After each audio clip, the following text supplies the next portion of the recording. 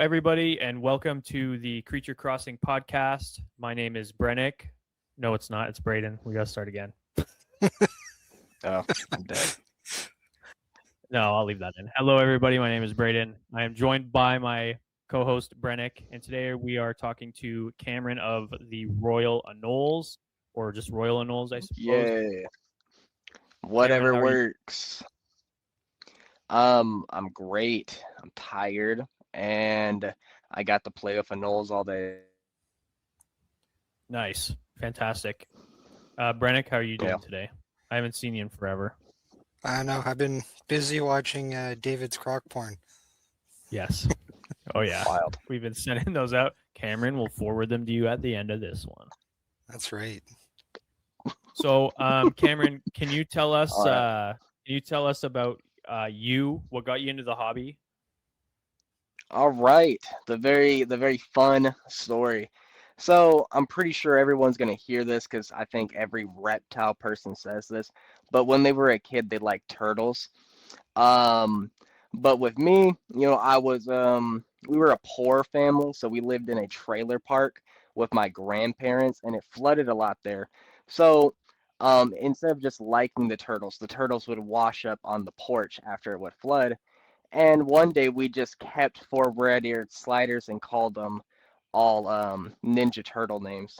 And, Nice. you know, one day a snapping turtle came into that mix, and hoorah, a couple years later, well, good bit of years, like almost 10 years later, my grandfather passed. And then by that point, we only had one turtle left because we just released all of them back out into the creek.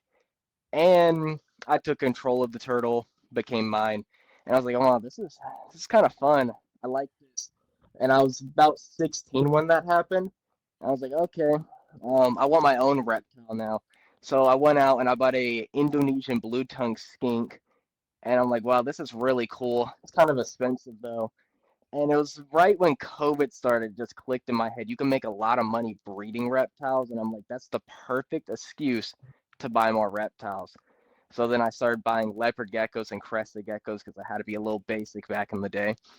And, say a good year or two of the basic stuff, I'm like, I like Anoles. And I kind of just did a whole switch over the last, I say, 2 years ago now, maybe about that time frame, Nice. if any of that made So, sense. Yeah. yeah, no, absolutely, yeah. So, okay, when did you get your first anole? Um, I think I got my first Anole, which was Anolis barbatus, or the Cuban false chameleon, Damn, nice. when I was 17 or 18. It was one or the other. He was my very first Anole. I never owned a green Anole or a brown Anole before that, and it was the first one I got.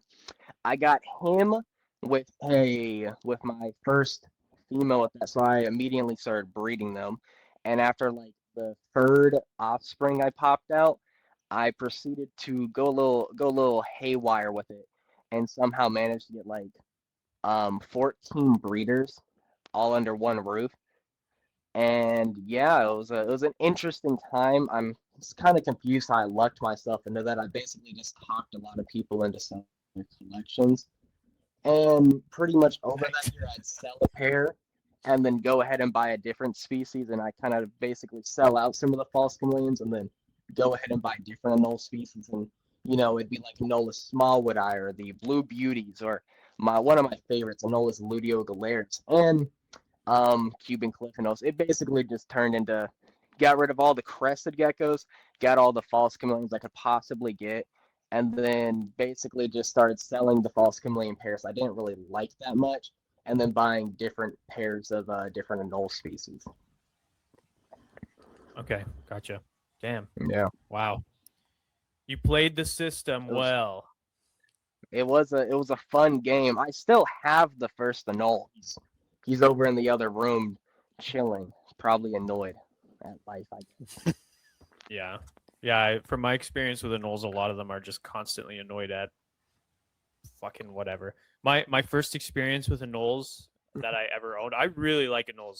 That's one of the reasons why I wanted to have you on, because as far as lizards go, they're easily in my top three favorites.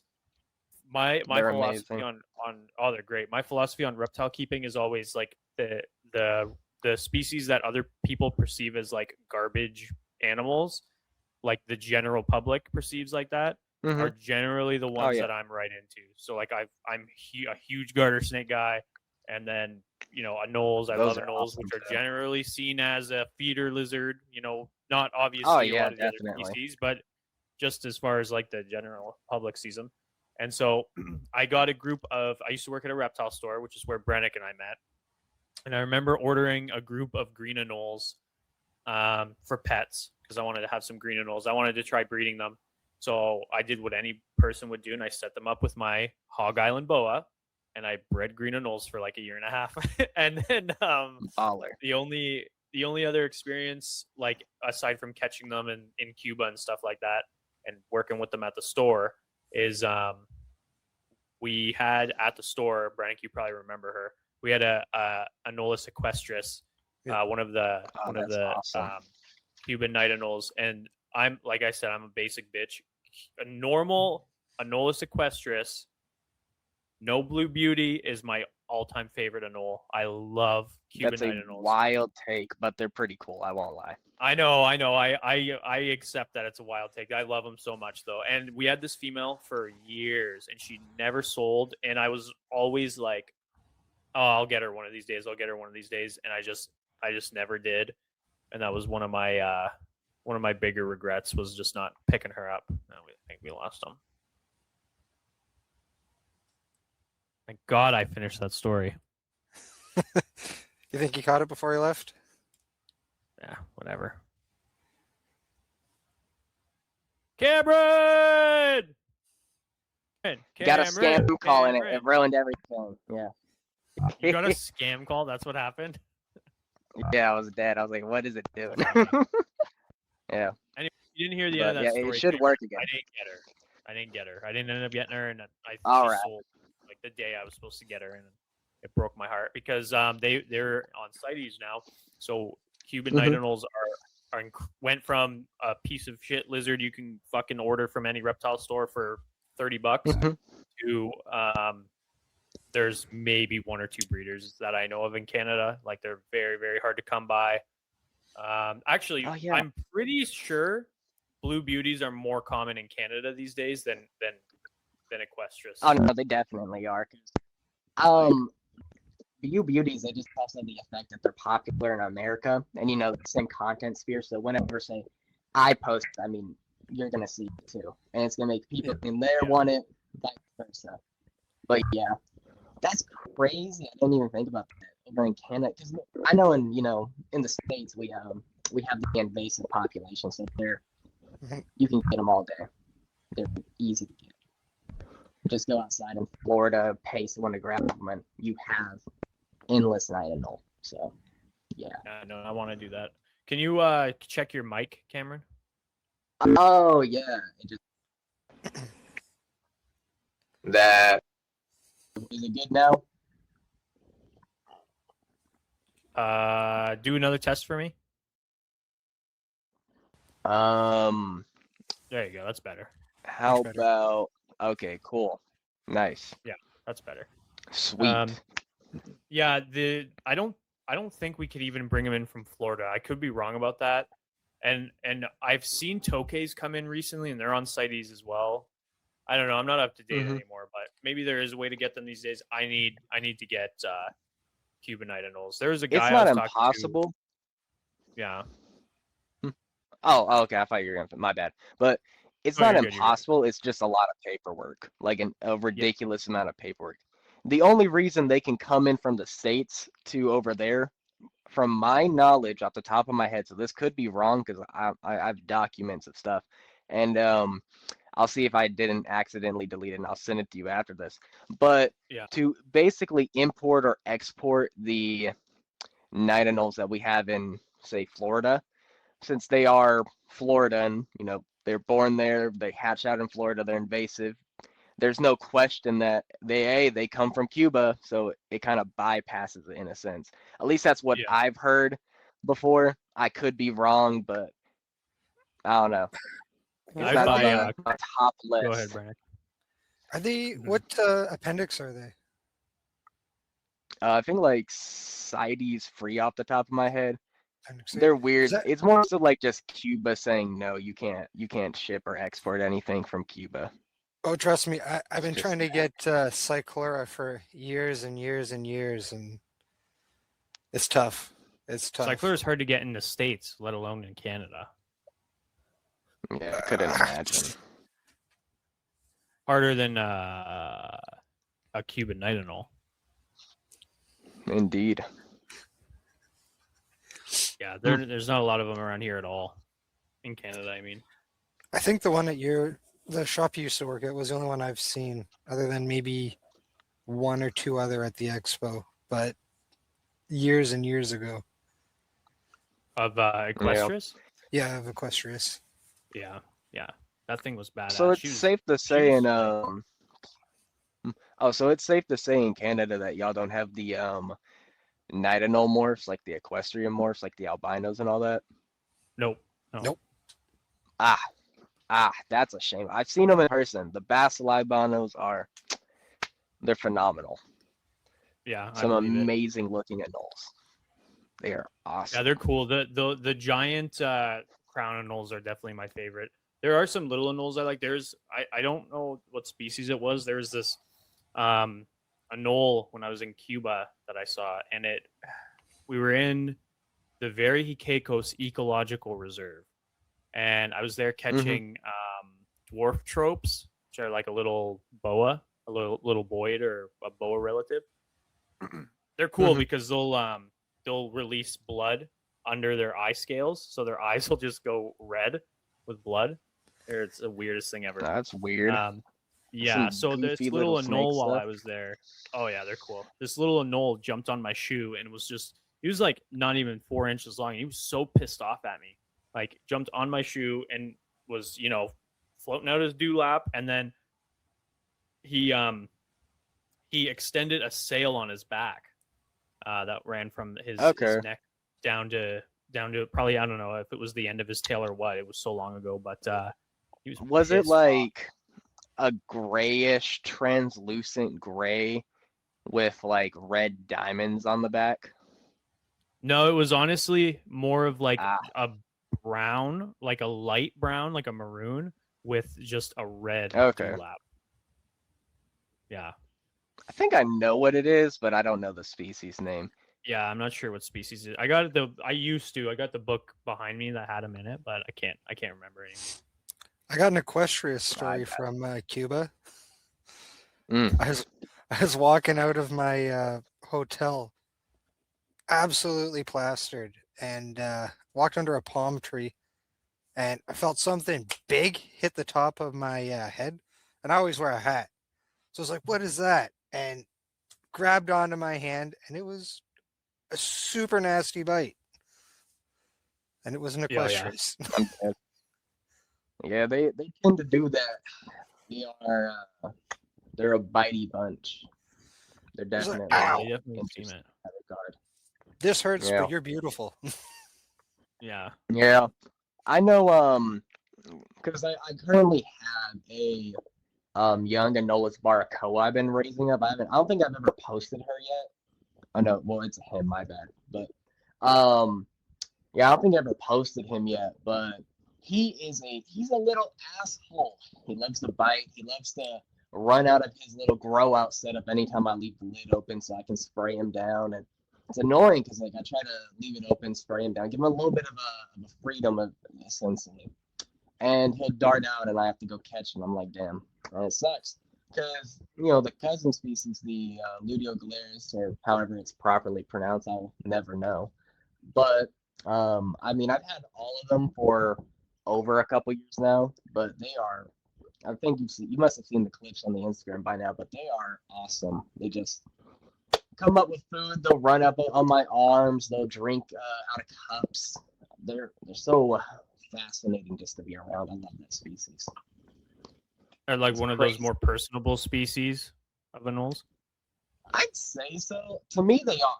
But with me, if I get a new species of in the house, And if I can somehow MacGyver it, I'll try to get multiple species at once, record it all, and try to take a little bit like vacation time off, like the day job, or try to line up my days off, and then disappear into my house for the next 3 days, and then just watch the anoles and for all then and just learn everything I can about the individuals itself.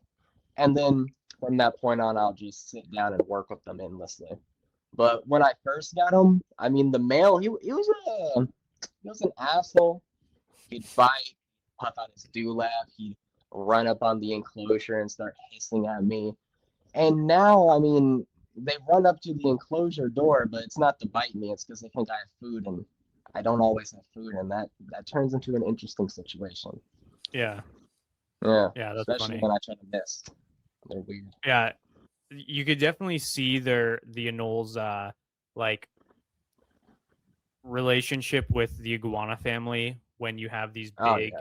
or not even big, like just male Anoles that are like, I love nothing more than watching videos, or I like the story I just said have it happen to me myself, where an Anole is like okay squaring up with something thousands of times bigger than itself. Like they Oh just yeah, do it's not care. Like hilarious. it's super fun. Awesome. Do you what Anole species? Maybe you don't know the whole list right off the top of your head, but what Anoles are you mostly working with? So, I think just off like public perception, what is obvious and what I post a lot of is obviously going to be Anolis barbatus. But what I do a lot where I don't post, because mostly because I'm too lazy to get on there and do anything besides YouTube at this point, is my red throats, which is a very, very closely related species to the Cuban false chameleons that we have in the States. They are technically an undescribed species. It's weird. They were discovered way back in not way back in the day. It wasn't that long. It was a couple years ago. I think it was like 2014, 16, maybe 19 off the top of my head from that time frame. They were brought in from the UK, I believe, and then brought to the States. But I think the only large scale hobby that gives them like a different name besides Anolis aphporcus is the Germans, which the only way I believe I found that out is just by searching them up and just scrolling on Google till I found a German guy talking about them, and I should have wrote it down, but I'll find it again.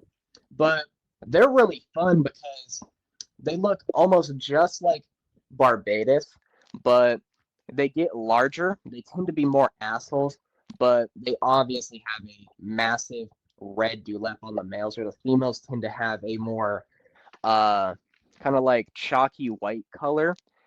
And from what I've seen from the pair, it's not with like every single individual, but they tend to be, what's a good way to put it, like more expressive, more colorful, where they don't it's not like crazy different colors, because I don't know, but it's more like a better lighting color, like it just looks better from an eye view versus just the gray that you see on Barbados.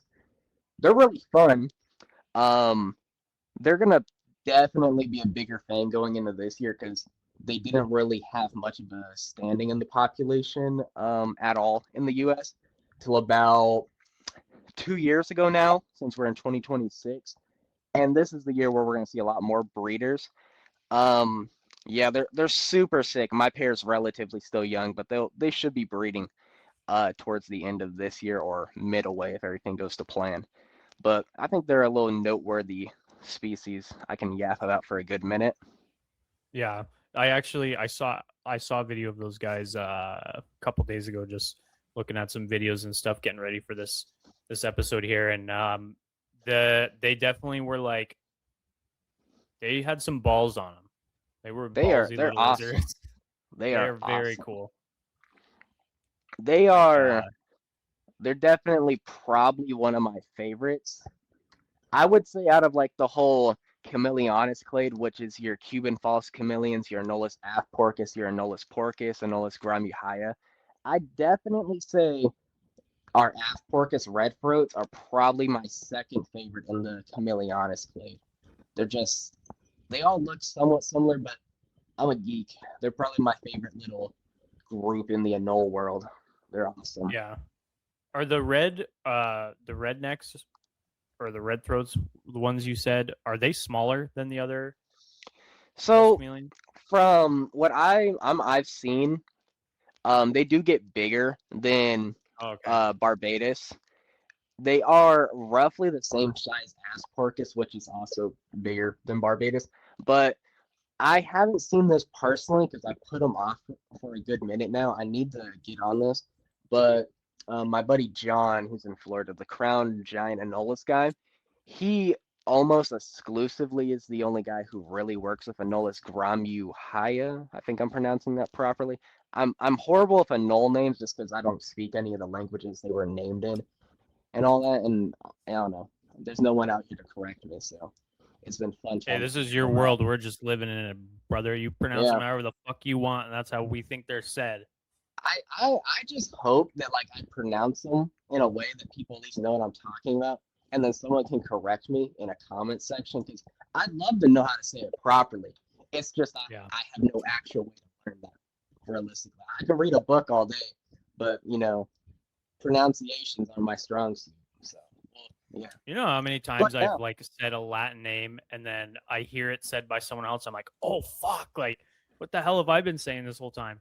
Or the other way around. Me being a garter snake guy, I use almost exclusively Latin for them, just because I've been doing the garter snake so long. That's how I differentiate them. And I'll see a video or whatever of someone pronouncing a garter snake name in a way I haven't heard it before, and I don't really care because it's kind of like I don't know. I feel like it's kind of arbitrary, like however you want to pronounce it.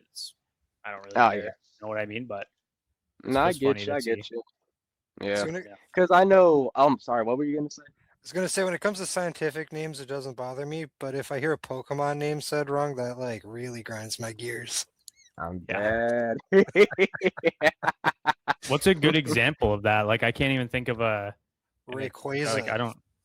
Oh, okay. Is that the But right way or the wrong way to say it? that is the correct way to say it, but a lot of people say Rayquaza.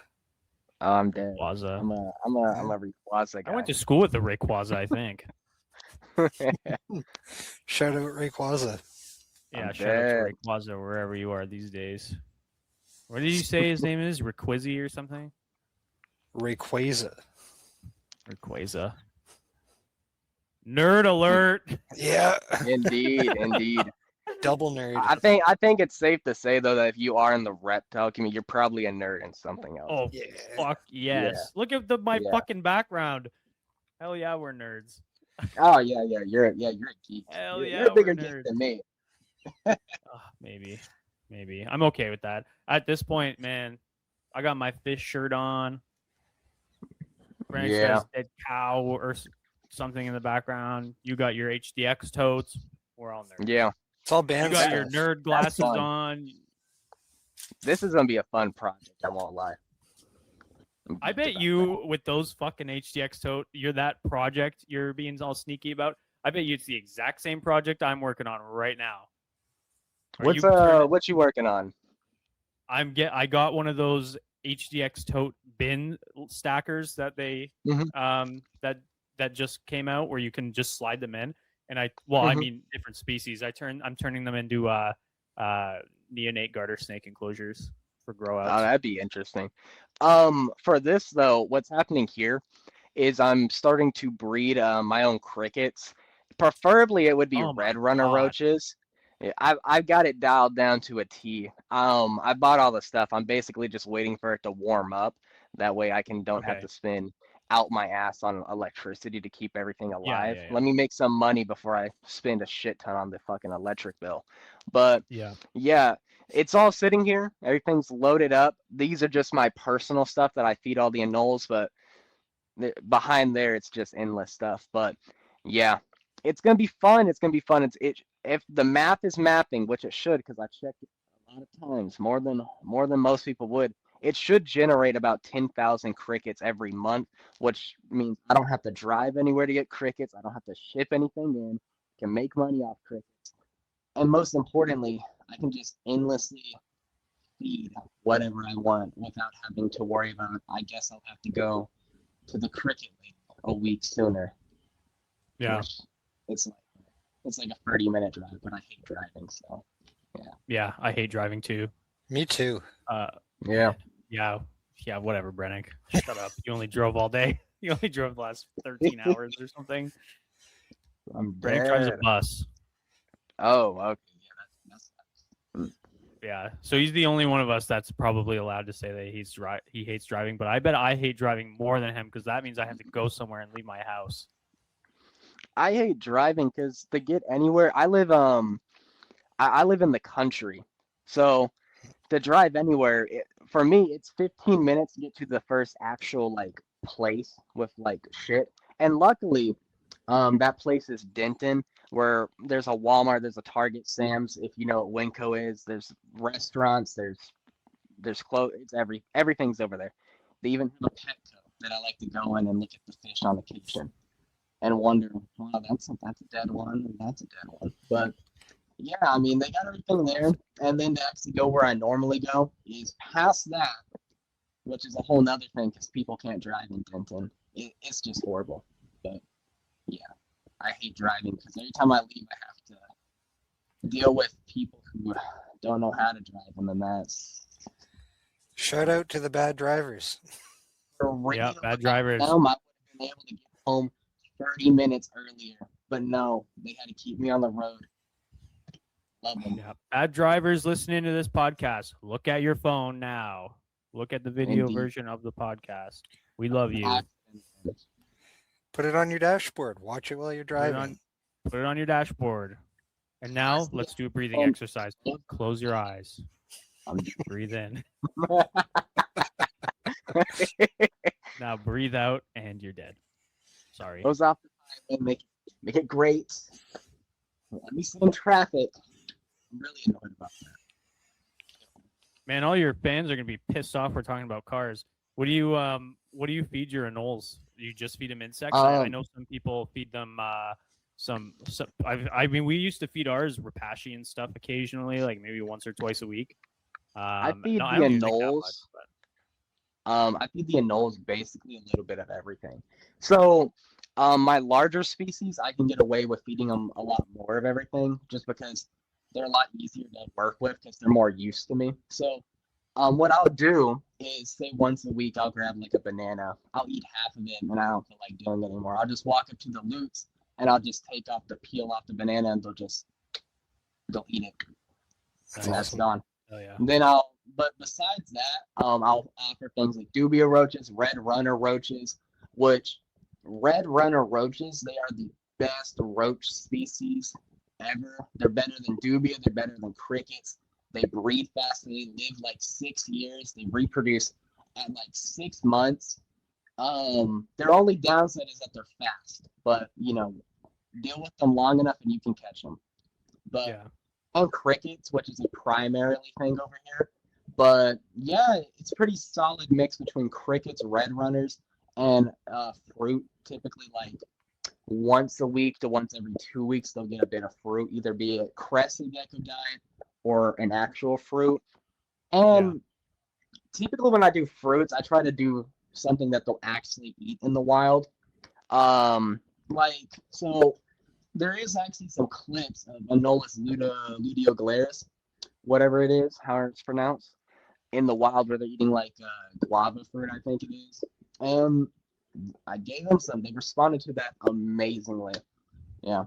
I will say though, because I know I don't talk about diets a lot in the videos because I try to be like more fun on the YouTube side versus like super nerdy because then it makes all the videos really long.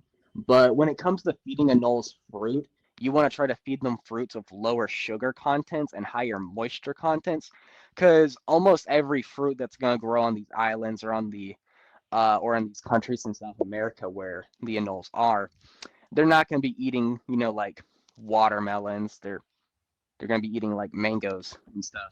So Yeah. It's interesting. Yeah. No, I think that is interesting because I think a lot of the people that actually end up getting into anoles, or maybe not getting right into them, but who acquire an anole, whether it be in a green anole or an equestris or whatever, I don't think a lot of them realize that their diet is as varied as it actually is. hmm Um, And we haven't even spoken about feeding them live prey yet, which is a whole nother like talking point. Like their diets are whoosh oh vast. yeah, oh yeah, Yeah. I believe it. I believe Well, it. We used to give I, ours pinky mice and stuff like once in a blue moon. We had something that hmm someone didn't eat or something. They're crazy. With I wanted to ask about supplementation. oh So sweet. yeah, I was watching one of your YouTube videos talking about UVB and how important it is to have the correct one. hmm Uh, now, with your UVB, do you supplement with calcium or vitamin D3? So the most common like supplement that I'll dust on the feeders, because what I do a lot over here is say when it's like the cricket and roach feeding day, I'll throw a bunch of carrots in there because of the carotenoid contents. Which to anyone who doesn't know what carotenoids are, they're basically the small little supplement that's going to basically enrich color, which is why my hands are more red than my face and et cetera, et cetera. But they enrich color on your animals, so I try to stick that. Also, carrots work pretty well. Besides that, I feed a lot of my feeder insects fruit because there's a whole thing if you dig around on the internet, look at Ron St. Pierre podcasts or videos, he talks up for a good bit about feeding, like how I think it was either Amazon tree boas or the green tree pythons, where they were basically feeding the rodents grain-based things, and he had a lot of problems with them, and then they switched the feeder diet to fruit based because that's what those rodents would eat over there. And I did that with the anoles, and I think he also did that. I know a lot of the other anole people do that as well, and it really does give the anoles some uns like very small benefits on surface level, but I'm sure they're definitely having a lot better things going on the internal side that I just don't have a way of knowing. But besides like just being the food part of it being actual real supplements, I got sidetracked. Sorry, man. Um, I'll also throw calcium in there and a lot of vitamin A because vitamin A is a immune thing mostly, and it also helps with color, which anoles are a visual animal, so I want them to also look visually amazing. And a strong immune system is awesome, especially for reptiles. Yeah, but um, when it comes to calcium, the thing with anoles is they process the UV lights really well. And it isn't really a highly studied thing, but it is enough for me to at least know that you probably shouldn't, when it comes to anoles, throw calcium as much on there than, say, like a leopard gecko or something for reference, where you want to be more sporadic with that because if you don't, they'll basically build these jowl lump sacks on the oh back of their yeah, neck. Yep. Yeah, you've seen those pictures too. But yeah, once those appear and it's a hard ball, the only way to get rid of that is to cut it out. And, you know, try to find a vet that can do that, or you can do that, and it will probably go pretty poorly. So it's something to avoid, in my opinion, because, yeah, I don't know. I've never ran into a vet that could tell me a thing about anoles. I remember I took one of the false chameleons years ago to a vet because she burnt her tail and it was getting infected. And I needed them to amputate it, give me biotics, all this and that. I knew everything I needed to do. I just couldn't do it because I didn't have the tools or any didn't drugs. have And a then I pair was of scissors laying around. I would feel bad. I'd feel really bad. So I was like, at least they can give her some form of drug that I can get Yeah, antibiotics and all that. And I went there and they said, "Oh, she's a chameleon." I Oh, was, love and you that. yeah. said false. I said an Anole. I even told them her name is a Cuban false chameleon, Anolis barbatus. It's not an actual true chameleon, it's an Anole. Mhm. Yeah, it's in the name. Stupid. So that was a. But yeah, with Anoles, the big thing is to also prevent any issues because you're kind of cooked if you ever need any real medical attention for the animal. Because one, they're understudied, so you're not going to be able to find a lot of information. There's not a lot of people who actually work with them, so you're not going to find that information from, say, most people. Like, uh, realistically, how many Anole people do you know at the end of the day? And then You. you go to the vet side, exactly. you go to the vet side, um, their information is going to come from books and studies, which don't really exist. So Yeah, it's supplementation is important, very important. super hard to find a good reptile vet, especially one that specializes in reptiles. Because Mhm. most of the time you get a dog or cat vet, and they're like, "Oh yeah, I could do it," and it Oh doesn't end yeah, up well. oh yeah. That's exactly what that vet did. I called them. I called them. I was like, "Hey, are you sure? You know, you can you know what you're doing with reptiles? Because I could drive 4 hours to the reptile vet I know, but but are you sure you actually know what you're doing?" Like, yeah, we know what we're doing, and they didn't. So That's a nice yeah, chameleon you got there, sir. yeah, I know. It was an interesting day. It was a very interesting day.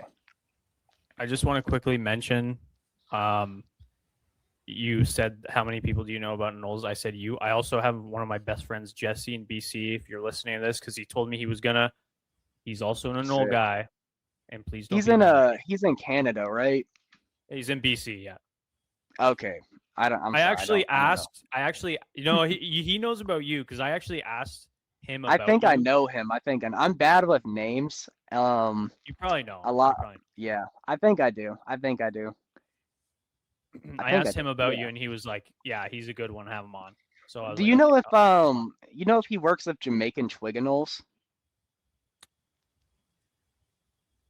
maybe I." or Anolis valensi? That's their scientific name. If he does, I think I know who you're talking about. I'm not gonna say his last name because I don't know how. Ah, yeah. I think we might be in the same boat then. Send it to me and I'll Maybe. butcher it for you. I'm dead. What did you say they're called? Anolis valensi or the Jamaican Twiganole. Okay. He's not picking up. I'm dead. Do you keep Jamaican twig anoles? Yeah, whatever. Yeah, he told me to have you on, so I I'm said yes, geeked. sir. Oh, I'm geeked. hold on. Ooh. Hello. Hey, buddy. What's up? Hola, what you doing? Do you keep Jamaican twig anoles? I was. Okay. Ah, I don't currently. Okay. Then this guy yeah. might currently know. Do you think Royal Anoles knows who you are or no? Gakko. Okay, so yes. Okay. Okay, yeah, okay, You cool. should know who I think I do. I'm horrible with names. Yeah. I sent my last female Twiganole over to Rob here in Canada. Ah, Okay. I'll be harassing him for them. All right. He says he's gonna harass them for. I'll message you after, buddy. Okay. Yeah, it's Bye. definitely the same guy. Yeah. Yeah. Jesse's a cool guy. I like him. He keeps Natrix as well, which is like in my realm. So best of both worlds. Oh yeah. Yeah. I think he talked about something like that a while back. I don't know. I haven't spoken to him in a good bit of change. I'll say that. Yeah. Cool guy though. Like everything from I remember. Yeah. No, I like Jesse a lot. He's a smart dude. I want to have him on here too at some point. And he said he'd send me an Anole. I forget what kind. So Geeked. That's awesome. hell yeah. I want to go back quickly just to you were talking about the calcium sacs that'll grow on the anoles there. Now that's something that happens with a lot of other species too, of like geckos I think and stuff. the biggest other like gecko that I know that does that is the Madagascar day geckos. Oh yeah, they'll do it. Yeah, They're the fish scale geckos will do it. Tokay geckos Oh, yeah, will do that's- it, but they're more internal. I think they can get to a point where they're protruding, but for tokay geckos, you have to like open their mouth to see those. Now I know that Mhm. for tokay geckos specifically, you actually, especially for females, you want them to have those buildup of calcium. Yeah, for because they can egg actually production and use stuff. those, from my Yeah, understanding, right? can anoles not? From everything I know about it, they do have calcium sacs, obviously, because they do store them. It's just the excessive amount. But Oh, from okay. my understanding, you really shouldn't actually see them. Oh, you got another scam call. Uh-oh. Sir, bet would you you like anyway, the that's premium package? Would you like to see? Would you like to buy a false chameleon? I mean, a real chameleon. A real chameleon. Ask his vet. Yeah, our vet has it. Called Okay. Jesse too. Cool. Welcome Who back. called you? This time my mother. I forgot to text her not to call or text me in the next 2 hours or something. Should have brought her on. We would have said hi. God, I have damn it, no idea how to Mom! do that. Yeah, I have no idea how to do any of this. yeah. I don't think. But where did it cut off? You were talking about that you shouldn't see it on the anoles. You shouldn't see the calcium Oh, yeah. sacs. So, from my understanding, there's no real reason you should see the large calcium sacs on the side of the anole, like outside of the body. So, like where you'll see it, like on their neck or the end of their jaw. That's a little unnatural sorry, because they wouldn't I'm have that sorry, in the One Cameron. wild. second. 1 second, dude. Your mic, like every other syllable. Takes your Oh, voice oh and yeah. it There makes we it go. super deep. I'm dead. And Okay, I it could, should be I it could should be not. good I'm now. so sorry. I keep forgetting it disconnects the glasses and it starts picking up like Oh my yeah. god, that Oh was yeah. funny. There we It go. just sounded Cool. so awesome. Yeah. Okay, sorry. Yeah. Go ahead, talk I'm about the calcium sacs. I'm sorry. Yeah, but nah, it's all good. Make it a fun podcast. But what you call it, so when it's like actually outside of the body, it's typically a sign that there's just too much and it hardens and basically just becomes a large sac. Now in the wild, you're never gonna see that because if an animal like an anole gets that, which in the wild, anoles are nature's perfect feeder lizard. They breed in a year. Most species, they're gonna, if everything goes to plan, you're looking at 15 to 30 babies and that are gonna pop out, and then by the following year, they're all gonna be breeding. A anole, realistically, in the wild, is nature's perfect feeder animal. So when you see things like calcium sacs pop up on them in the wild, well, they're not going to be around too long. Something's going to eat them, either be a bigger anole, some other reptile, a bird, or a snake. So yeah. So from the scientific part, we don't know too much about it, but from people keeping them and just word of mouth and what we know as a hobby, just from keeping them, it does calcify like on the inside of it, and it basically becomes hard sacs that you would have to surgically remove. And it's just a Okay, whole gotcha. thing. Isn't much information like, oh my bad, there isn't like much information if like it deteriorates their actual lifespan because it's an anole, so it's understudied and no one actually knows at the end of the day. But judging by what it is and what it does, I can imagine it does have some effect on it. So it's best to avoid it if possible. Yeah, yeah. You don't want too much, I guess. No, that's Yeah. exactly why I asked you. I read that today, actually, about the calcium sacs. Mm-hmm. It's definitely interesting. I have a video planned on it where a more in-depth guide. I'm just trying to make sure I have everything. Oh, God damn it, Mom! I'm dead. The glasses died. Now the Oh audio is no, gonna that's be okay. That's fine. yeah. The audio will be chopped now. You're welcome. But Fine. If you just talk really close to your phone, we'll hear you really good. Nice close up of okay, your nose let and me your do eyes. that. Cool. It should be good now. It's a little closer. But Yeah, that's fine. Sounds good. Yeah. Where was I? What was I saying? We're still talking about sacs, I think. Yeah. Oh yeah. That's a perfectly good normal conversation. But yeah, the sacks are crazy. It's an interesting thing. I don't think there's much I can add on from that point anymore. Yeah. How crazy Yeah. are the sacs? The Hey, sacks? we love our sacs, and so Whoa! do you. Yeah. Oh, I remember. So- But yeah, working on a Yeah, video. okay, go ahead, It's yeah. in the notes. It'll be in depth when it finally comes out. Yeah. Nice. Looking Awesome. I forward to look it. forward to that. Yeah.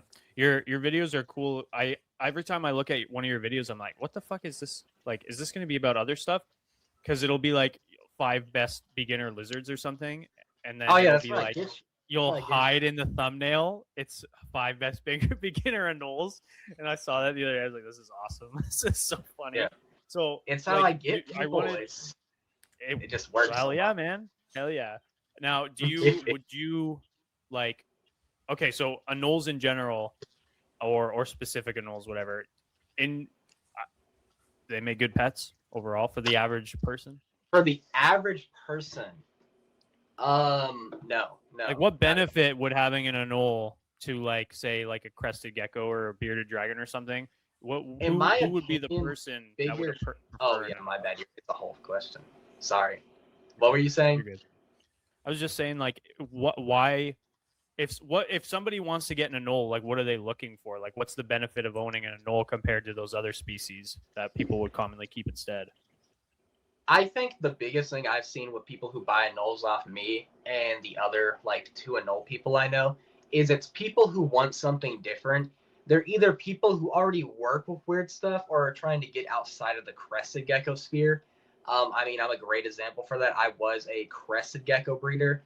I loved super Dalmatians, etc., etc. I was geeky about them, and I wanted to be different, and this is where it ended up. But outside of that, it's typically people who work with more weird niche stuff, be it weird geckos, weird other reptiles, and also monitor people. Monitor people enjoy them a good bit, I can say, like a lot. I enjoy monitors. I've never like actually kept one myself because I've lived with my mother all till of last year now, but I've also basically turned my entire house into the trap house for lizards and frogs.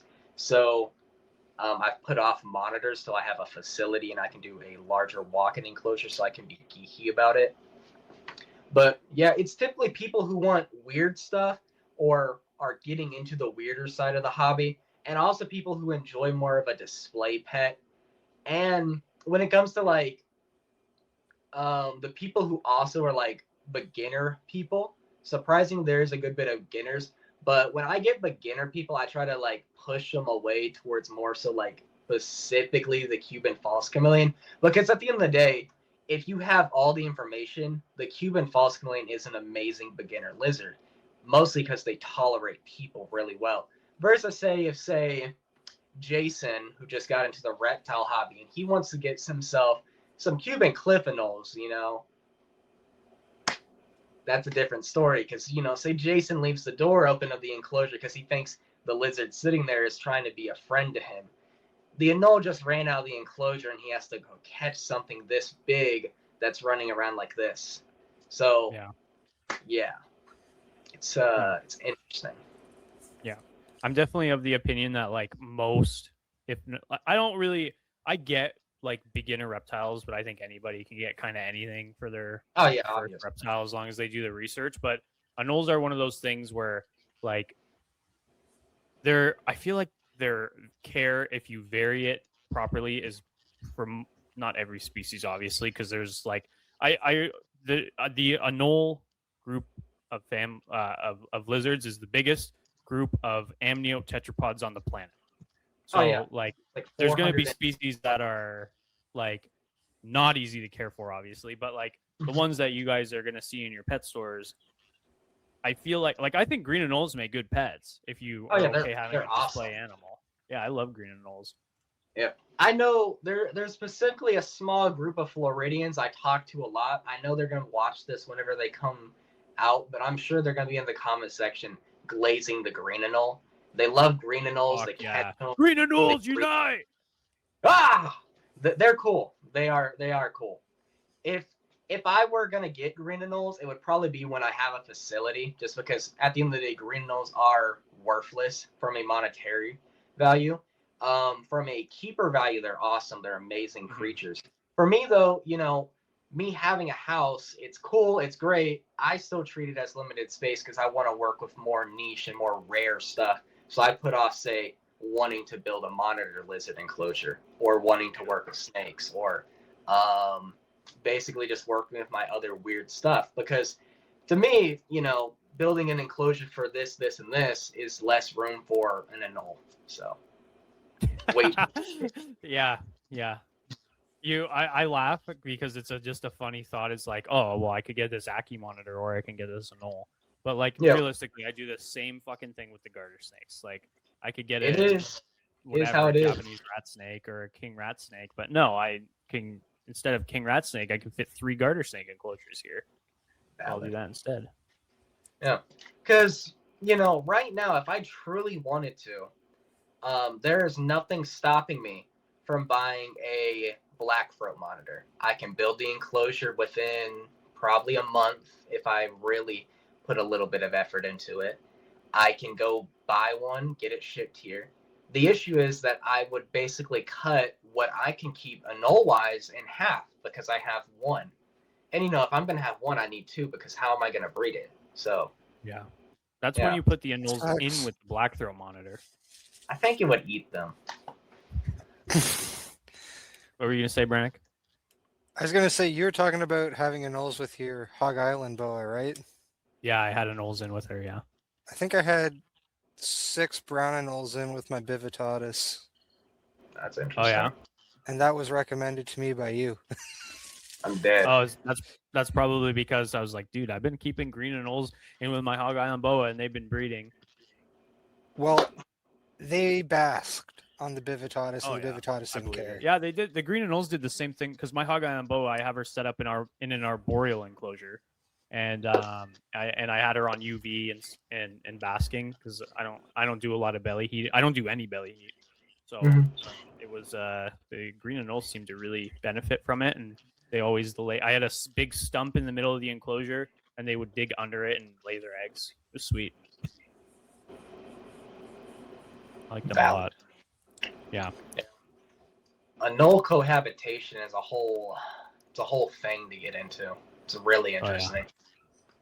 Yeah, and then I put them in with my Equestrus, and then they must have got out of the enclosure or something. I don't know what happened.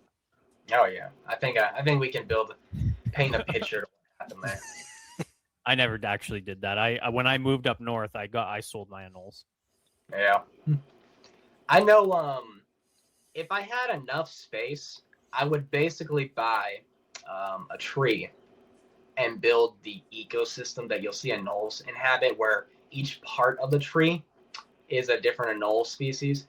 To me, that would be awesome to do. It's just extremely unrealistic to actually do because Yeah, I don't even think doing it the way I'm thinking would even work because the vertical space at the end of the day will not. Yeah, vertical. Yeah, I'm being right there. Yeah, vertical space. But yeah, it'd be cool because in the wild, obviously, things do cohabitate. It's just about what overlaps, space efficiency, and basically what does what in the wild. Because with a lot of the anoles, many,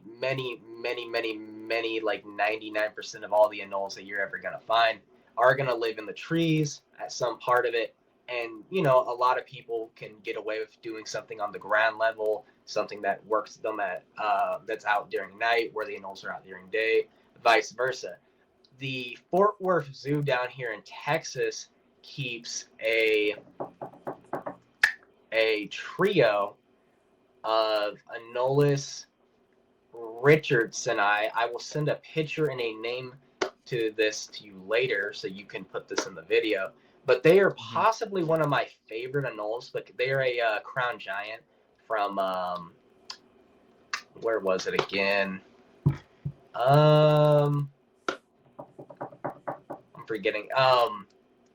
What's that country right next to the Dominican Republic? It's the one right Haiti. next to Haiti. Yeah, the Haitian giant anole. That's yeah, I would have recognized that if I said giant anole. Yeah, but they're over there, and they keep a trio in there with these ground skeeks. I don't know what the species is because I honestly didn't care. I was more so entranced by the giant anoles that I thought I'd never see in person. But yeah, they do it, and it works pretty well. I'm sure they're never going to get eggs from the group because it's a skink, and skinks will eat everything, and an anole lays an egg on the ground. Like, it annoys me a bit because the species is pretty hard to get. You don't see them in zoo circles or in like a captive hobby sense. And from everything I can see in the wild, they don't have like a real crazy population. I don't know. Something about zoos when they like purposely kind of like cut off the breeding potential that they could output for more rare species that they could give to other zoos or give to someone like me per se. It just bugs me, really annoys me the wrong way. I don't know. It's just maybe it's me. Yeah. So this is a call to arms against the Fort Worth Zoo. For real, if they would answer my phone calls and emails, I've been trying to buy that pair off of them, but they don't pick up. That fucker's calling us again about our Anoles. I'm dead. I would like to get them, or like get them and get them to a buddy I know, and because I think he actually just popped out some babies off of his pair that he kind of got lucky and found again. But yeah, they're super cool species. Really fascinating. Got some crazy dewlap display. I think I recorded the video. It's somewhere on my Facebook of the male basically squaring up with the other male with the female like in the back somewhere. It was fascinating. I was so geeked about it. Yeah. Yeah, they have some incredible incredible social structures and Anoles, and you're absolutely right talking about the like anywhere you look, from the grass to the underbrush to midway up trees to the canopy, is a different habitat for Anoles. And I think it's really cool to see just the diversification of them in their habitats, because they really are the best at what they do, and they will take up every little inch of habitat, and they'll Every totally little niche partition Each themselves. that they can take over, they will, and it is awesome. Yeah, it's super cool. Super cool. I think on the YouTube there is a video. It's something Puerto Rican. It says something about Puerto Rico, but it has the unique anoles on it, and it's like in the Puerto Rican flag. But I think that's the only video I've made and published as of at least filming this current video, what we're doing here, I guess. That is where I kind of talk about the whole how the anoles will fit on different parts of the tree or the island. It's a good video, but in short, I just talk about 5 different anoles that are all from Puerto Rico, being Anolis covior, Anolis kirgi, and Anolis cooki. I have no idea how to pronounce it. And basically how they inhabitate the same island. All of those species, they have somewhat of a crossover path besides cooki in the video, because cooki kind of lives like on the beaches, more so towards like the eastern part of the island off the top of my head. But it's an interesting video, I'll say, but it covers the subject, I say, pretty well. Yeah. Pretty well. Yeah. That whole group of lizards is definitely one that I want to work with more in the future for sure. I'm a big fan of tokay geckos and the other like true gecko species, so that's the only, well, I have other lizards because I run educational programs, but like for my personal, like what I'm breeding or keeping for me, it's pretty much just the tokays right now. But I definitely see some equestrius in my future. I definitely see some small wood eye in my future. Basically, any of the crown giants. I love those fucking things. Others too.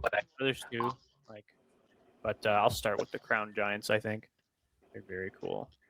If possible, look into smallwood eye more. I will say, out of all the crown giants I've seen in the States, smallwood eye is the only crown giant that I've never heard anyone complain about after getting. You know, blue beauty, some people complain about them after they're not as cool, they're not as bold, etc., etc. Ludio glare, some people complain. I don't know what there is to complain about. To me, they're perfect. But smallwood eye is the only anole that I've seen people buy, and that's it. They don't complain about it. They only speak praise of the Anole. It's never, oh my god, the fucking Anole. It's ass, something stupid. But Yeah. I love them. Everyone who I know who has gotten them, who works them, they love them. They're fantastic little guys. Yeah, there's more smallwood eye in Canada than there is equestrius these days too. So. Oh, that's interesting. Do y'all only have parodies up there, or do you have like the other locales and subspecies of them and all that? Of which, just like Smallwood eye. not that I'm aware of. Maybe I haven't looked into it enough to know for sure. Anoles are really like, they're a niche thing in the hobby in general. Like you said, you know, a couple guys in the States. In Canada, they are fucking niche. They're very niche. I think I can count on maybe one hand how many other Anole people I actually know, and that's kind of sad. So Yeah, they're definitely they're weird because they're one of the most commonly bought reptiles in the world with the green and the brown anoles. Like they're many people's first pet lizard, and they're definitely underrepresented in the hobby. It's like I'll always harp on this for tokay geckos and garter snakes too. Like they deserve more appreciation in herpetoculture because they're awesome lizards. They're intelligent, and even if it's not in the ways we perceive monitors and crocs and tegus as intelligent, they are socially complex. Like they're just an awesome, like you said, like a visual animal as far as lizards go. Like they're hard to top. Oh yeah, they're amazing. When you really sit down with Anoles and try to build some form of communication, some form of a positive relationship with them, the things that you get to see are phenomenal. I mean, we talked about it a bit before we were recording with the whole little meta glasses and the cameras and all there. But the things I get to see from my Anoles, just because I live here and I'm here all the time, basically, whenever I'm not like at my job or whatever, are crazy. It's nuts, you know. And then when I try to describe it to people, I'm sure it sounds crazy because I can never provide a video. And as I mentioned earlier, you pull out a phone, pull out a camera, and it's over. But yeah, it's very interesting. Yeah, very interesting. Brennick, you got anything to add? Well, yeah, we keep saying they're a lot like varanids, and I noticed in one of your videos you were sort of socializing with one of them, where you had the cricket and the pair of tweezers, and you guided it up onto your hand. Mm-hmm. Is that something you do with all of them, or is it just that Oh specific? yeah, all of them. So, it mostly started with my false chameleons because they were the first Anole, and then they're false chameleons. So they're easy to do this with. They're pretty sociable with people as Anoles go. But I had my small eye, which it was my second species of Anole during when I was starting to sell off my endless false chameleons and getting different species. I raised them from, I think off the top of my head, 2 weeks or 4 weeks old. So I spent a lot of time with the species and the pair. So with them, I think like at the 4th month when I really let them get settled in and I started to be more comfortable with more Anole stuff and just got more knowledgeable on it, that's when I really started doing like the tongue training and then signal training and basically just a whole bunch of stuff. Because when it comes to the Anoles, especially younger, like of the crown giants, they're going to be more shy. They're going to be more flighty. They're going to be more bitey because, it's a 6 foot tall, something hairless ape coming at them with long ass hair talking Anoles, crickets. And, I'm sure they're feeling some kind of way about that. So you have to basically break down the, at the end of the day, an intelligent move by being fearful of the hairless ape coming at them. So, when you come in with the feeder insects and all this, you basically just have to start with small things. You come in on the side of the enclosure and you offer it where you're not really in view. Then you'll come in and you'll do it like this, something more typical to the average reptile, like, crested geckos, leopard geckos, tokays, whatever it be. Then, you can start having more fun with it where you'll have them walk out onto your hand a bit. And you do that a couple times. The next thing you know, you're able to get them to walk out on your arm. And then that arm is somehow all the way up to your shoulder. And now you're not even in the enclosure. And then eventually they just jump on you to get the food. And it's not even like just a crown giant or in a simple version giant Anole thing.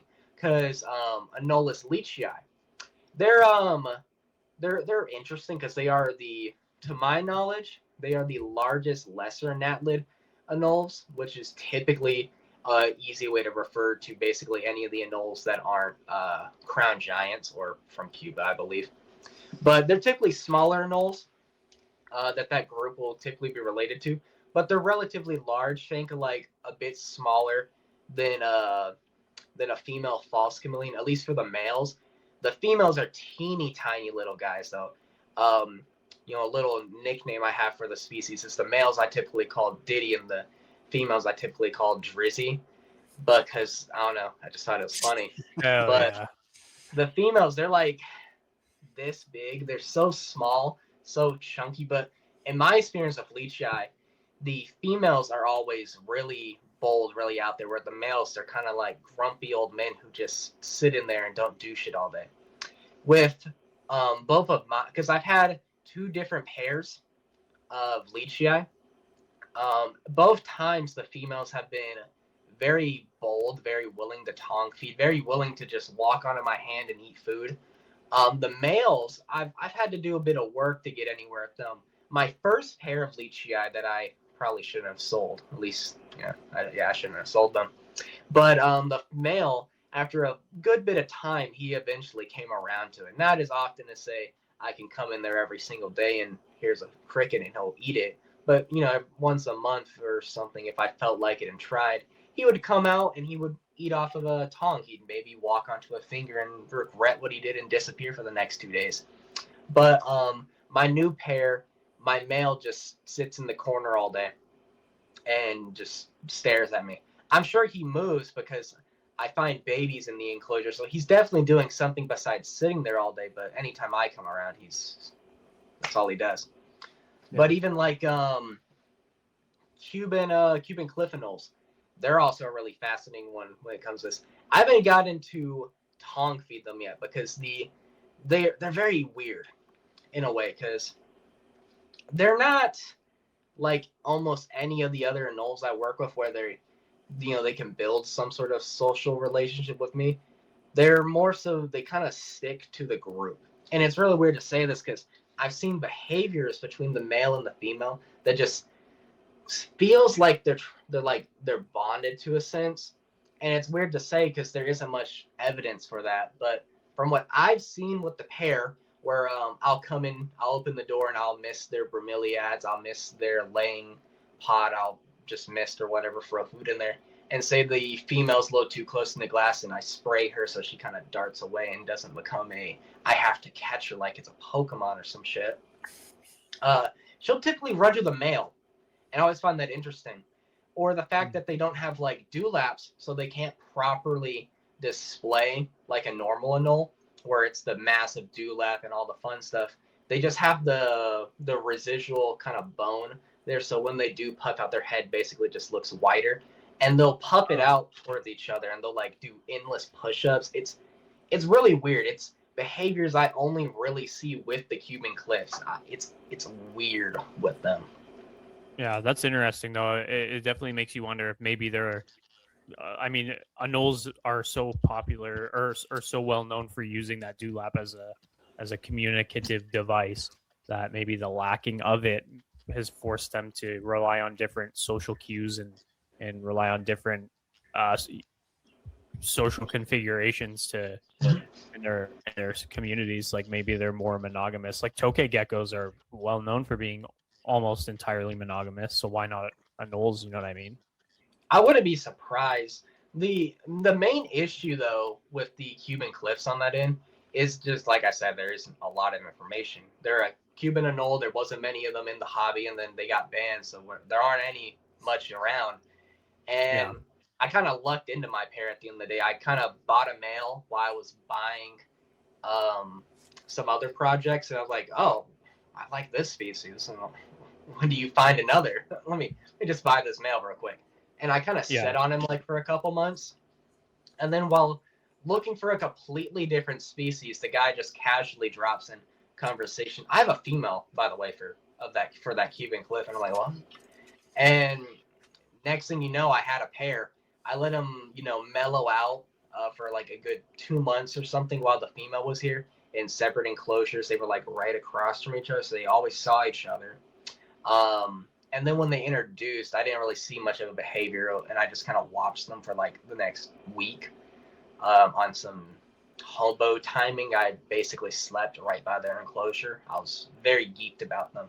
But when it came down to it, at the end of the day, there wasn't also a lot of information on the breeding of them because the one reason it took so long for me to get is I was actually waiting on a guy to breed his pair. And last time I checked, he still hasn't reproduced his pair It's been a long time. He still has the pair. I don't know, but I don't know. A lot of people who I've spoken to, they just don't get a lot of offspring or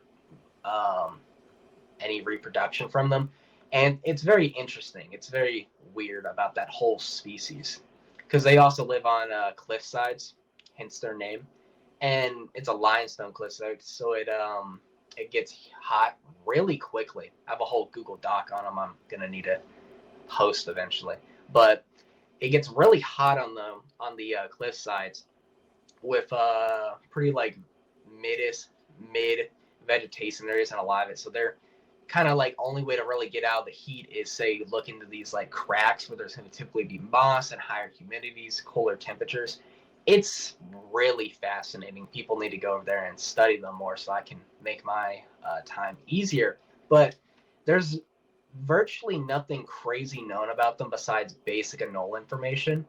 And the behaviors I've seen and the things I've done with the pair to basically get reproduction out of them, it's done a lot of weird stuff because I don't know. I waited years for a guy to reproduce them. I bought a pair, and I think the same year they were together, I had like 4 offspring. So Nice. they're weird. They're very weird. So yeah, I need to talk about them more on the YouTube. Yeah, it sounds like you've got them kind of dialed in if everybody else is struggling to reproduce the species, and you're like reproducing the species. I wouldn't even say dialed in yet because I would consider it dialed in if I had 20 offspring, but it would be a first year breeder and it was also into the season. So I have no way of knowing till, well, winter's over. Winter will be over and I'll be able to find out for real. But they're fun. I think I got it locked and key with them. So yeah, good. That's awesome to hear. Yeah. Do you think there's a correlation between the word anole and the word anal? Anal? Maybe. You think that's Most why they're anole named that? Come from French people. Really? So, yeah.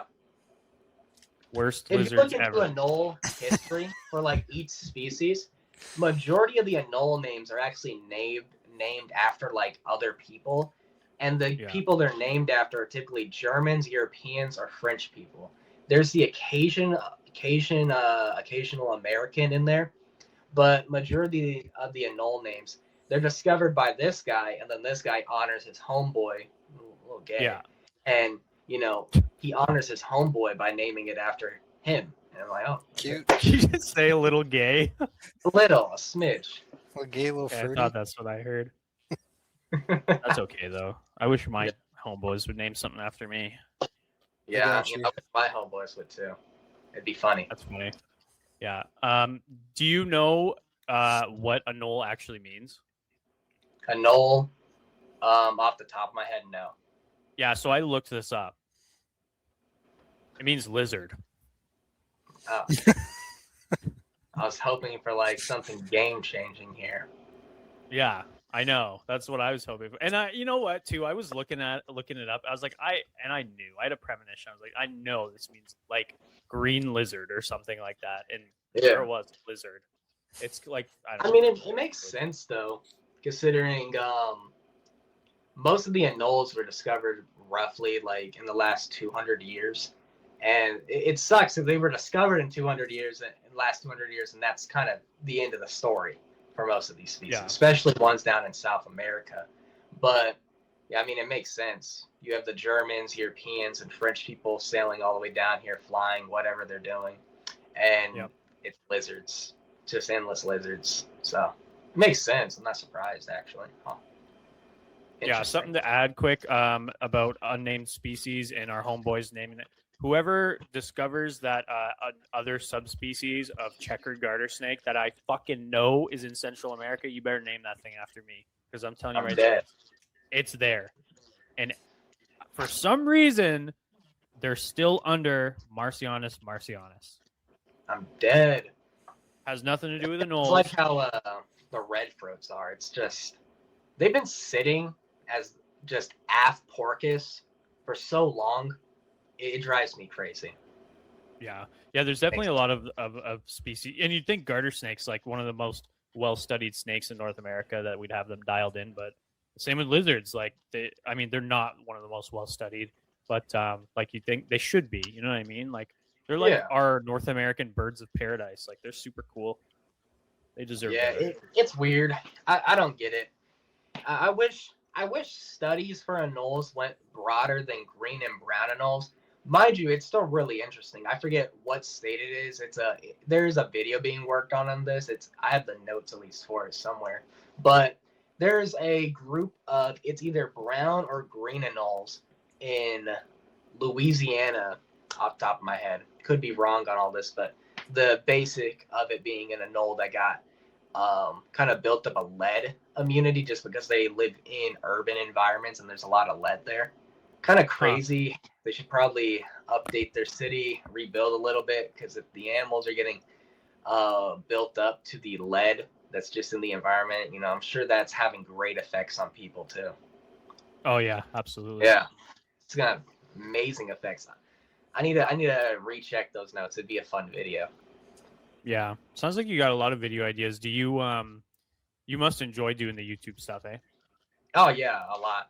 I used to do more so like the Instagram stuff. Yeah. But when I started YouTube, I think I filmed like 2 months worth of content for YouTube, and I'd film like one video a week, and it just add on to the pile. Right now, we're sitting on like 2 videos that are like fully done, uploaded, scheduled, titles, all the bullshit. And I think I have like 8 videos that are like I'm working on as of currently. They're all Nice. almost done. They're nothing like crazy. They're like top fives and some basic shit. I'm mostly doing it so I can do some prep work, so I can work on a couple of these more long, more you could say intelligent videos where I'm actually talking about something besides 5 lizards. Yeah, yeah, yeah. Yeah. But yeah, it's interesting. Hopefully, it can get done soon because there's a lot of fun things I want to do, and yeah, editing's a bitch. Yeah. Yeah, I'm figuring that out. It is. Editing Yeah. for this has been it's not too bad, but man, I'm not good at it. Yeah. What you call it? When this is over, I'll send you a couple stuff. There is I basically made a Google Doc of a bunch of AIs that could basically shorten the editing stuff, mostly like audio enhancement stuffs, and just basically to cut out like blank spots, kind of like how this is, where there wasn't much of anything there, just to save on editing. I haven't used them personally because I'm lazy and I don't feel like setting it up, but I'm sure for someone who has to edit an hour to 2 hour long videos, I'm sure that's going to be a lot more beneficial to you. Yeah.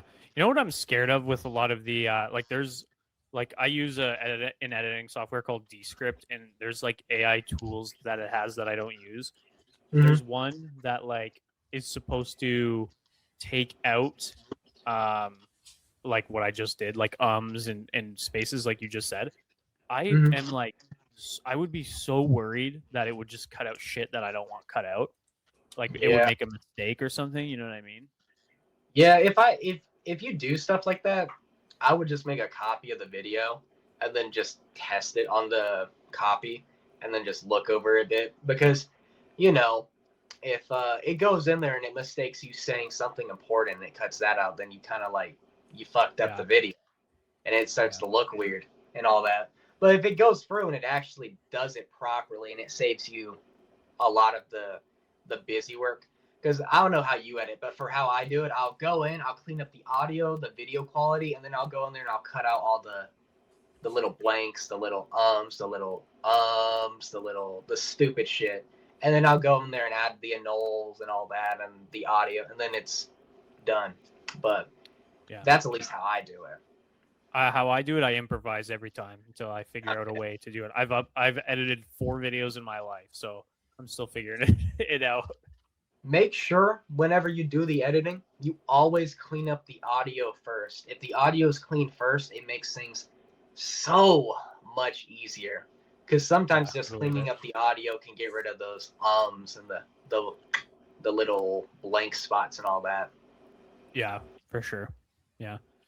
Well, before we close out here, I want to ask you one more thing, and it's just: do you work with any other species right now, or are you just confined to Anolis? So when it comes to the anoles, right now it's realistically, if we're going off the very basic term of it, all I work with is anoles. But this house I live with, I share with my homeboy, City Semi Aquatic Exotics, and he's basically me, but you replace anoles with frogs and toads. And I mean, we work with basically, he's gonna come in, he's gonna look at my anoles, feed them, spray them down. He's gonna go fuck with my anoles. I'm gonna go fuck with the toads. But Yeah. I would say the thing outside of anoles that I put probably the biggest emphasis on when it comes to a project that he's mostly doing, that I put a lot of time, money, and just I geek out over them just as much, is probably the Azanthic firebelly toads we imported, just because we got into the hobby, got into like the breeding side of it a lot with firebelly toads as well. So firebellies are like, they're one of the things for me. Love them. Yeah, they're Coolest cool. things ever. And then a species that's actually related to them, which is Bombina microdeligatoria. I just call them micros, but they're super fascinating guys. They're over in Vietnam. Not many people in the U.S. work with them. I bought them as a birthday gift for the buddy, but I think I spent like $1,000 on them, and I talked them Whoa. down. I bought a whole group. Fun stuff. Nice. Yeah. That's awesome. Yeah, so you like frogs too. Oh yeah, they're awesome. I Yeah, like frogs, toads, but if it was to come down for any like toads and frogs, it'd probably be firebelly toads, bumblebee toads, micros, evergreen toads. If you know anything about them, if you look into evergreen toads, they're basically just anoles. So Oh, cool. yeah, they're a more intelligent amphibian, which is pretty uncommon when it comes to amphibians. They're all kind of a little dumb, but Or throwing shade at the amphibians today. he'll sit here and tell me they're dumb too. There's not a lot going on behind their eyes, but evergreen toads, super fascinating species. Not many people work with them. They're not exactly an easy thing to import too, but they are something in the works again, and they're awesome. They're basically anoles at the end of the day. Yeah, that's cool. They're arboreal. I love arboreal toads. Oh, cool. That's weird. You want to hear a frog joke, Cameron? Yeehaw, brother. What does a horny frog say? I don't know. I'm bad at these jokes, man. Rub it. Rub it. I'm dead. Nah, I get it. Now you can tell that to your buddy. Yeah, I'm gonna annoy him with that. One. Yeah, I learned that from Brayden. I'm dead. Rennick, anything you want to add on before we get out of here? No, I'm all set. Thank you so much for your time tonight, Cameron. Appreciate it. Yeah, no problem. I'm hoping I didn't like endlessly rant about a handful of anoles. I felt like I did that a bit, but hopefully you know what? Believe it or not, that's actually why we brought you on today. So I'm dead. I want to. So you're all good, dude. But before if you could plug all the shit you can or want to. All right, so I'm gonna show you how to do this whenever this comes out, but there's also a way to like cross share this on YouTube. I'm gonna look into it myself because I've never done it, but it's possible, so it'll help the reach, and plus we'll do it. Yeah, we'll do it. Yeah, but YouTube, Royal Anoles. Here's another game changer. Instagram, Royal Anoles. Here's another game changer that's very different from the last two. Facebook, Royal Anoles. It's all the same shit everywhere you go. There's also a TikTok out there that I most of the time forget. Every like 11 months to 1 month, I randomly feel like going hard on TikTok. We were just fucking literally just saying that. I'm dead. It's just so much. What's the TikTok called? It's Royal Anoles. It's all the same shit. Nice. Hell yeah. Yeah, but I don't know. If you look into how to actually like grow on TikTok, you have to post like 5 times a day, and you have to do that every single day. And if you don't do it every single day, your account gets penalized basically, and you don't get to grow as much for like a month. So you have to somehow basically spam the shit. and it's all and 5's the minimum, and minimums are never good. So they're like 5 to 19 from all these TikTok growth gurus. And I'm like, fuck all of this shit. I think I did it for the 3 TikTok days. for the I got sick of it. yeah for the TikTok for the podcast. I upload 2 clips per podcast, one after the other, like one day, one day, one the next day. I don't care how many views they get. That's good enough for me. I'm No dead. fucking way am I uploading 5 TikToks a day. No fucking way. Nope. It'd be killing. It's how I'd be treating Instagram. If I gave a little bit of care to it, I'm sure it'd be big. I'm sure it'd be a massive platform. But like, I'll post something on there and it'll get like 4,000 views, and I won't post shit on there for like the next month. Like I'm bad at it. Yeah, we also don't get paid for TikTok in Canada, so not doing that. That is crazy. TikTok's like one of the best paying platforms in the States. Yeah, it's also like one of the easiest to like blow up on, from what I hear. Like Yeah. aside from having to spam, like it just kind of happens. Like, Oh yeah, if you post on there long enough, you will blow up eventually. That's Yeah. the only reason I put a little bit of faith into it, but I hate it honestly. yeah. All right, well, Brennick, anything you got to say now? Next time, we porcus your Anolis. Nice. Wow. Sweet. All right, Next time guys. I'll See you, yap thanks. about balls. Please do that more. Yeah. Hell yeah. Yeah, we'll have you on again, buddy. It was really good. I appreciate you coming on. Thank you for your time. And we'll yeah, no put problem. your stuff in the description. So thanks, Cameron, for coming on this show. No problem. Next time I'll remember to Peace. charge my glasses beforehand. Hell yeah. All right, Yeah. see ya. Yeah. Thank you for tuning in to Creature Crossing. Please check the description for social media links, Patreon, and more. Feel free to subscribe and leave us a review. The song used for our intro and our outro is called The Snake Eater's Palace, Outer Heaven by Audio Mocha, Anime Vivi, and Endless Repeat, which we found at ocremix.org. Thanks again for listening.